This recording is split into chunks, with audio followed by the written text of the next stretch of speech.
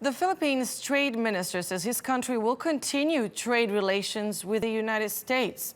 The comments come a day after President Rodrigo Duterte was in China, announcing his country will sever ties with the United States. Washington has sought clarity after terming the remark baffling. Lopez says Duterte did not mean to include trade and investment between both countries. Dan Epstein joins us now from Beijing. Dan, what does Duterte mean by separation from the U.S.?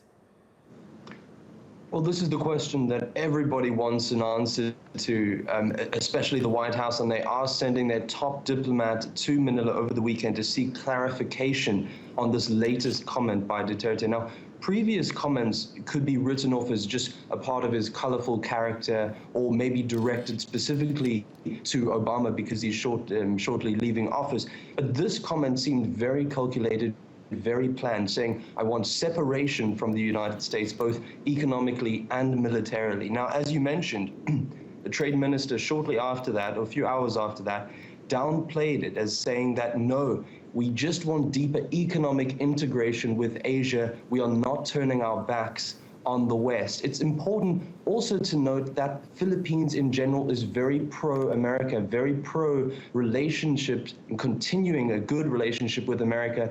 America has a higher approval rating than China. So Duterte may face some opposition when he returns to the Philippines. Now, it's also interesting to note that Duterte received the full red carpet treatment when he was in China, something that President Obama didn't receive. So it really does feel like things are shaking up, and Duterte has said he might want to go and talk to Russia as well. Now, this is very concerning to America, who have a really good relationship with the Philippines. They have military cooperation with the Philippines. You could say that the Philippines, in a way, justifies military presence in the South China Sea. So the whole pivot towards Asia that Obama has been trying so hard to push for is now under question. The Philippines were also the single country in the South China Sea who were thought to be standing up to China.